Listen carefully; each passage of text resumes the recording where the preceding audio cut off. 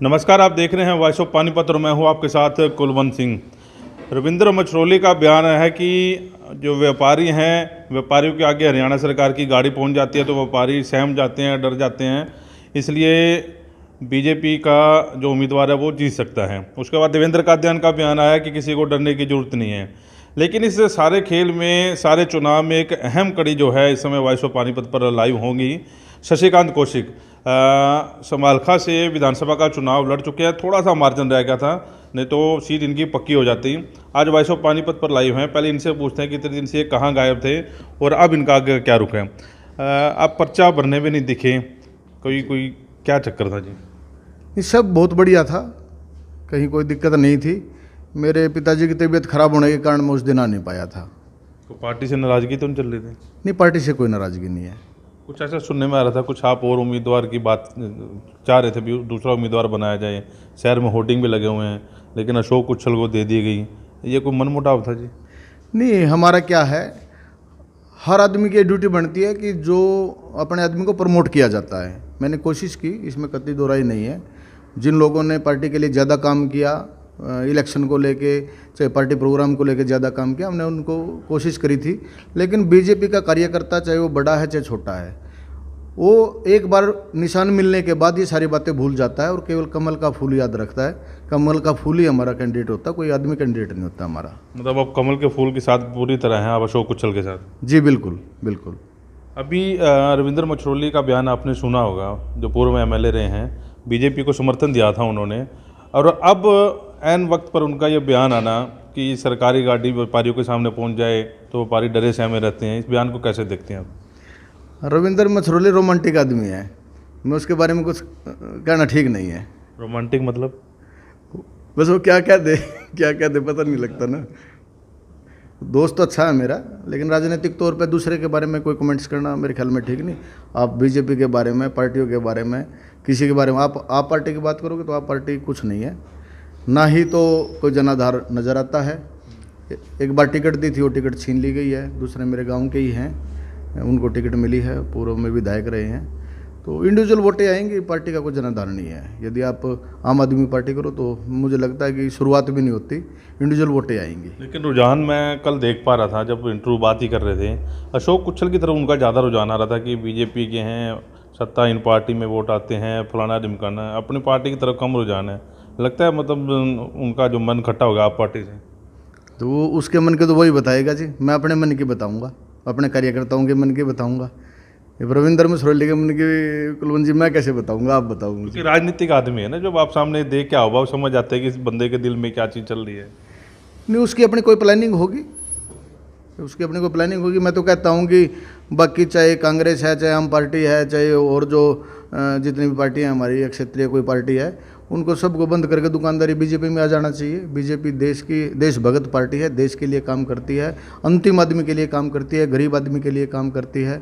हम, मेरे जैसा आदमी, मास्टर का बेटा, साधारण परिवार से जो है एमएलए की 2 बार टिकट दे दी। ठीक है, कई बार समीकरण ऐसे होते हैं, जीत नहीं मिलती है, लेकिन पार्टी मेरे को जीतने से ज़्यादा सम्मान देती है, क्योंकि ऐसे समीकरण होने के बावजूद भी पूरे हरियाणा में सबसे ज़्यादा जो ग्रोथ आई है बीजेपी की, लगभग 105% से ज़्यादा, वो पूरे हरियाणा में सबसे ज़्यादा समालखे में आई है। हमारी 68,000 के आसपास वोट आई हैं। जो 50 लोग हारे हुए हैं उनमें सबसे ज़्यादा वोट हैं। जो 40 लोग जीते हुए हैं उनमें 8वें 9वें नंबर पे हैं।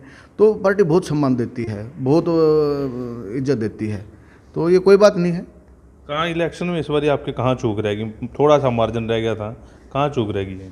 ऐसा जी, हर बार 3-4 कैंडिडेट इलेक्शन लड़ते थे। एक मेन समुदाय को लेके जो है अचानक 40,000 पर्ची शिफ्ट होगी, उसमें से हमारी पर्सनल वोटें रहेगी। कुछ लोग पार्टी से नाराज़ थे, कुछ लोग मेरे से भी नाराज़ थे, उन लोगों को लेकर तो हल्की बुल्की बातें राजनीतिक कारण हो जाते हैं, कोई बात नहीं है। तो नाराजगी दूर होगी अब? हाँ, अब नाराजगी मुझे लगता है कि मैंने 2.5 साल में उन सब की नाराजगी दूर कर दिया। वो मेरे से पार्टी से खुश हैं। आपके विधायक साहब नहीं दिख रहे यहाँ, मतलब जब भी आते हैं या तो गुड़गांव रहते हैं या चंडीगढ़ में रहते हैं। कुलवंत जी, फिर वही बात है, मैं इंडिविजुअल कमेंट से नहीं करना चाहता। वो कैसी राजनीति करते हैं, किस प्रकार की करते हैं, सारा फील्ड में जहाँ जा रहे हैं, ये कहते हैं समालखा का कोई वाली वारिस नहीं रह गया, ना तो नगर पालिका में ना विधायक है, ना कोई बड़ा अफसर यहाँ पे बैठता। इसलिए मैंने आपसे बात की कि समालखे की जनता कहाँ जाए। तो तो लोगों ने ये बात वोट डालते हुए देखनी चाहिए। सबको पता था बीजेपी सरकार पावर में आ रही है। बीजेपी के कैंडिडेट हारने के बाद जो मुख्य का विधायक है, हमारी जो पार्टी है, वो चाहे अपोजिशन का विधायक हो, उनको भी तवज्जो देती है, उनको भी बजट देती है। बाकी सरकारें ऐसे पहले नहीं करती थी। अभी अशोक उच्छल वाला मामला 5-4 दिन से चल ही रहा था, आप लोग देख ही रहे थे, और आज पीपी कपूर ने प्रेस कॉन्फ्रेंस की, समर्थन ही दे दिया एक हिसाब से कि मैं अब नहीं बोलूँगा अशोक उच्छल के खिलाफ, उनकी मांगे जो मान ली गई। आप उस चीज़ को कैसे देखते हैं कि पहले कपूर साहब वैसे कर रहे थे, अब वैसे आगे? कपूर साहब को लगा होगा कि भाई सरकार जिसकी चल रही है, चेयरमैन भी उसका बनना चाहिए। फिर वही बात है, पीपी कपूर के मन की बात तो पीपी कपूर ही बताएगा जी। लेकिन उसका अच्छा एटीट्यूड था सरकार के प्रति, कुशल के प्रति, कहीं कोई दिक्कत नज़र आई नहीं मुझे। अच्छा, आप अपने मन की बात बता दो, आपके मन में क्या चल रहा है? मेरे मन में यह है कि बीजेपी आने वाले दिनों में बीजेपी ही देश को संभालेगी, हरियाणा को संभालेगी। यदि देश का कोई भला कर सकता है, हरियाणा को कोई भला कर सकता है, समालखे को कोई भला कर सकता है, तो बीजेपी पार्टी कर सकती है। मतलब जनता को वेव के हिसाब से चलना चाहिए, हवा के हिसाब से चलना चाहिए। केंद्र में जो बैठी है, हरियाणा में जो सरकार रहेगी, उसी के कैंडिडेट को जिता देना चाहिए। इस बात का इफेक्ट आता ही है। जब सेंटर में कांग्रेस सरकार थी तो स्टेट में भी कांग्रेस सरकार थी। अब स्टेट में बीजेपी सरकार है तो स्टेट में बीजेपी सरकार है। इफेक्ट तो आता ही है, इसमें क्या दो राय है जी। इन 2.5 सालों में कुछ काम हुए हैं हल्के के, आपने देखे हो समालखा के? 2.5 साल में मैं बहुत ज़्यादा समय नहीं दे पाया, इस बात का मैं दोषी हूँ। लेकिन उसके बेसिक कारण थे, मेरे पिताजी ज़्यादा बीमार हो गए थे, कैंसर जैसी बीमारी उनको हो गई थी, बेटा भी बीमार हो गया था, कोरोना में डिस्टर्बेंस काफ़ी हो गई थी, जिसके कारण मैं समय नहीं दे पाया। लेकिन मैं उस समय को अब ब्याज समेत पब्लिक को वापसी करूँगा। मैं 15-17 घंटे काम करके लोगों का ये ऋण उतारूँगा जरूर। मैं एमएलए की बात कर रहा हूँ कि एमएलए कुछ काम करवा पाया धर्म सिंह चोकर? क्योंकि बड़े बड़े वायदे थे, हेलीकॉप्टर से आए और हेलीकॉप्टर से निकल लिए। देखो, फिर वही बात है भाई, वो जो मौके का विधायक है, लोगों को कहता था कि चालान कट जाए तो मेरे से ले जाना। पुलिस वाले मेरे को देख के जो है ईख में बढ़ जाते हैं, और विधायक का चालान कटने लग रहा है। भाई इतनी झूठे बोल रखे हैं, हर घर में नौकरी देगा, एमएनसी कंपनी लेके आएगा, और जो है पता नहीं क्या क्या फड़दुल्ली बातें लगती हैं। मैंने उनका बयान सुना था, किसी उसमें कह रहे थे कि एमएलए मौके का राजा होता है, एमएलए चाहे तो कुछ भी करवा सकते हैं। हाँ। लेकिन एक बार ये यहाँ समालखा पुल के नीचे को रोड़ा हो गया था, हाँ। उसमें पुलिस वालों को कह रहे थे भाई ये काम कर दें, फिर वो राजा कहाँ गया? वो तो पब्लिक अब समझ चुकी है।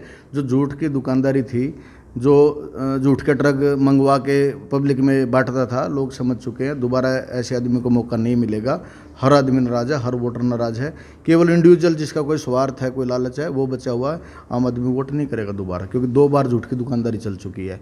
और मैं ये जबान देता हूँ, ना झूठ बोला, ना झूठ बोलूँगा, ये मैं वायदा करता हूँ पब्लिक को जी। अच्छा, अशोक उच्छल को कैसे जिताएंगे? आपके समर्थक काफ़ी ज़्यादा हैं, 68,000 वोट कह रहे हैं आप, आपको पड़ी हैं। हाँ जी। और समालखा के मेरे पास 30-35 हज़ार वोट हैं। हाँ जी। और जाहिर तौर पर आपका एक बड़ा जो है सिस्टम जो है आपको कुछ लोग जिताने की मदद करेगा। मेरा ये मानना है कि कुछ साल जितनी वोट जोड़ पाएगा वो जोड़ेगा। बाकी हम कार्यकर्ता जो है, हमारे यहाँ संसद भी कार्यकर्ता बोला जाता है, एमएलए भी कार्यकर्ता बोला जाता है। हम जीते हैं या हारे हैं, हम भी कार्यकर्ता हैं। दिल जान से मेहनत करेंगे, अपनी इंडिविजुअल जिम्मेदारी पे कुशल को जिताएंगे। हम खुद जो वायदे करेंगे खुद पूरा करने का जिम्मा भी लेंगे। ये नहीं आज बोल दिया बाद में कुछ मना कर दे। जो हम बोलेंगे उसको रिकॉर्डिंग करेंगे, उसको नोट करेंगे, उसको पूरा करेंगे। संसद आएगा वो भी ऐसा करेगा, हमारे जिला अध्यक्ष है वो भी ऐसा करेगी, और मैं भी ऐसा करूँगा। हम पार्टी जीत जाएगी। अच्छा, आप पार्टी और जो भरत सिंह छोकर जो कैंडिडेट यहाँ पर खड़े हैं, वो कहते हैं जब मैं विधायक था, सबसे हिंदुस्तान में सबसे ईमानदार विधायक था मैं, और आज भी ईमानदारी से काम करूँगा जो जनता मुझे मौका देगी। उस समय के कुछ काम याद है आपको जब विधायक साहब बने थे? वो मेरे गांव का जी, मैं इंडिविजुअल बात नहीं करना चाहता कुलवंत जी। चलो आप पार्टी भी कर दो। आप पार्टी 0 से शुरू होकर 0 पे ख़त्म होती है। Bharat Singh ji Chhokar as a man अच्छे आदमी है, उनके फेस पे, उनके नाम पे जो वोट होगी वही मिलेगी, और कोई पर्ची नहीं है कहीं। अच्छा, शहर का कुछ बताना चाहिए कि कुछ काम कुछ पेंडिंग पड़े हो, या कुछ शहर का कोई काम हुआ हो? मेरे दिमाग में जो प्लान है शहर को लेके, यहाँ गली नाली तो सब करते ही हैं, वो हम भी करेंगे, बेहतर से बेहतर करेंगे। जहाँ पे टॉयलेट की सुविधाएं नहीं है, चाहे रेलवे स्टेशन है, चाहे बस अड्डा है, जहाँ भीड़ भाड़ की जो जगह है, मैंने देखा है, मान लिया किसी हमारी माता बहन को बाथरूम जाना है या किसी जेंट्स को जाना है तो ढूंढता रहता है, वो परेशान रहता है। साफ सफाई को लेकर, टॉयलेट को लेकर, रोड की व्यवस्था को लेकर, गली नाली की व्यवस्था को लेकर, बेरोजगारी को लेकर भी हर घर में समालखे में नौकरी मिले, ऐसी हम प्लान करने लग रहे हैं और ऐसा काम करेंगे कि लोग याद रखेंगे। चलिए आगे फिर बातचीत करेंगे। समालखा के संग्राम में आज इतना ही। शशिकांत कौशिक हमारे साथ थे, क्योंकि एक बड़ा चेहरा है बीजेपी का और जाहिर तौर पर नाराज़गी थी, नाराज़गी इनकी दूर हुई है। अशोक उच्छल के पक्ष में जो है सारा मामला जो है अब जाता दिख रहा है, क्योंकि शशिकांत कौशिक समालखा से हैं और बीजेपी के उम्मीदवार रहे हैं। वॉइस ऑफ पानीपत के लिए प्रदीप पंचाल के साथ कुलवंत सिंह।